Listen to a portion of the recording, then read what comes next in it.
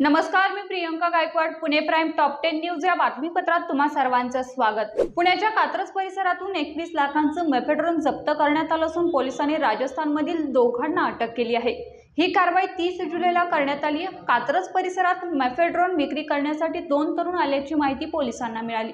त्यानुसार सापळा रचून ड्रगची विक्री करणाऱ्या राजस्थानमधील 2 तरुणांना गुन्हे शाखेच्या अंमली पदार्थ विरोधी पथकाने अटक केली आहे. श्रवण सिंग राजपूत आणि महेश बिश्नोई असे आरोपींची नावे आहेत. पुणे शहरात डेंग्यूच्या आणि झिकाच्या रुग्णसंख्येत वाढ झाली आहे. यावेळी पालिका प्रशासनाने नागरिकांना काळजी घेण्याचं आवाहन केलं आहे. 30 जुलैला पुणे शहरात झिकाच्या बाधित रुग्णांची संख्या एकूण 47 इतकी झाली आहे. झिकाचा संसर्ग झालेल्या 2 ज्येष्ठांचा मृत्यू झालाय. भरधाव वेगाने जाणाऱ्या पिकअप गाडीनं रस्त्यावरील दुचाकीला मागून जोरात धडक दिल्याने दुचाकीवरील दोघांचा जागीच मृत्यू झाल्याची घटना 29 जुलैला आंबेगाव तालुक्यात घोड नदी पुलाजवळ कोळी फाटा येथे रात्री 8:15च्या सुमारास घडली. या प्रकरणी पिकअप गाडी चालक अभिषेक जाधव याच्यावर पारगाव पोलीस ठाण्यात गुन्हा दाखल करण्यात आलाय. गेल्या काही वर्षांमध्ये पुण्यात थोडासा पाऊस पडला तरी रस्त्यांवरून पाणी वाहतानाचं दृश्य पाहायला मिळतं.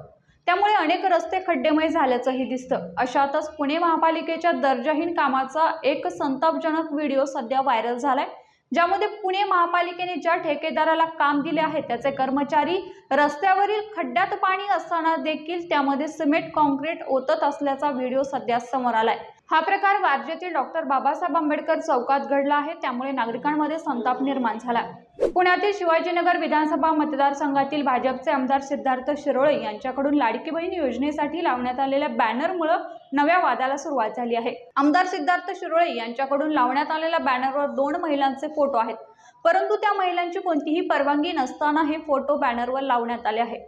यामुळे संबंधित महिलांनी पुणे पोलिसांकडे आमदार सिद्धार्थ शिरोळे यांच्या विरोधात लेखी तक्रार केली आहे. वाघोली येथील चौकीदानी रोडवरील दुर्गामाता मंदिर येथे 28 जुलैला दरोडा टाकण्यात आला होता. यानंतर आरोपी फरार झाले होते. दरम्यान दरोड्याच्या गुन्ह्यात फरार असणाऱ्या आरोपींना लोणीकंद पोलिसांनी सापळा रचून अखेर त्यांना ताब्यात घेतले. अहवाळवाडी गावच्या हद्दीत खराडी रोडवरील बायक कंपनीजवळ ही कारवाई 30 जुलैला करण्यात आली असून आरोपींची वैद्यकीय तपासणी करून पुढील तपासासाठी त्यांना लोणीकंद पोलीस ठाण्यात दाखल करण्यात आले. 2 गोदाम आणि 1 गॅरेजला आग लागल्याची घटना हांडेवाडी येथील हांडे लॉन्सच्या मागे 30 जुलैला 4च्या सुमारास घडली. पुठ्ठ्याच्या आणि हार्डवेअर गोदामाबरोबरच गॅरेजलाही आग लागली. कागदाचे गोदाम असल्याने आग वाढतच होती. अग्निशमक दलाच्या एकूण 8 गाड्या घटनास्थळी पोहोचल्या. आग आटोक्यात आणण्यासाठी 1 तासाचा कालावधी लागला. मात्र संपूर्ण आग थंड करण्याचे काम जवळपास 3 तास सुरू होते. आगीचे नेमके कारण समजू शकले नाही. सुदैवाने आगीमध्ये कोणतीही जीवितहानी झाली नाही. पुणे जिल्ह्यात 1 ऑगस्ट नंतर मुसळधार पाऊस पडण्याची शक्यता हवामान खात्याने वर्तवली आहे. या पार्श्वभूमीवर शहरातील नागरिकांनी विशेषतः नदीकाठच्या रहिवाशांनी सतर्क राहावे असा इशारा महापालिका आयुक्त तथा प्रशासक शेखर सिंह यांनी दिला आहे. आपत्कालीन परिस्थिती उद्भवल्यास ती हाताळण्यासाठी महापालिकेची आपत्कालीन यंत्रणा सज्ज ठेवा असे निर्देश आयुक्त शेखर सिंह यांनी महापालिका प्रशासनाला दिले. ससून हॉस्पिटलमध्ये उपचार घेत असलेल्या बेवारस रुग्णाला डिस्चार्ज न देता मध्यरात्री येरवडा मनोरुग्णालयाच्या परिसरात सोडून दिल्याचा धक्कादायक प्रकार नुकताच समोर आला होता. या प्रकरणी ससून प्रशासनाने आणखीन एका डॉक्टरला निलंबित केलं आहे. यापूर्वी निलंबित केलेल्या डॉक्टरला मदत केल्याचं चौकशी समितीच्या अहवालातून स्पष्ट झाल्यानंतर ससून रुग्णालयाचे अधिष्ठाता डॉक्टर एकनाथ पवार यांनी ही कारवाई केली आहे. सिद्धार्थ शिरोळे यांनी छापलेल्या फ्लेक्सवर 2 महिलांचे फोटो छापण्यात आले आहेत. आपली परवानगी न घेता हे फोटो छापल्याचं म्हणत या महिलांनी पुणे पोलिसात धाव घेतली होती. त्यानंतर आता सिद्धार्थ शिरोळे यांनी याच्यावर प्रतिक्रिया दिली आहे. ते म्हणालेत की मुख्यमंत्री लाडकी बहीण योजनेचा प्रसार व्हावा आणि महिलांना दर महिना 1500 रुपये मिळावेत या हेतूने ते फ्लेक्स लावण्यात आले होते.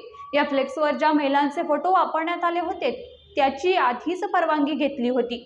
जाहिरात एजन्सीच्या माध्यमातून परवानगी घेऊन आणि रितसर पैसे भरूनच त्या फोटोचा वापर करण्यात आला होता.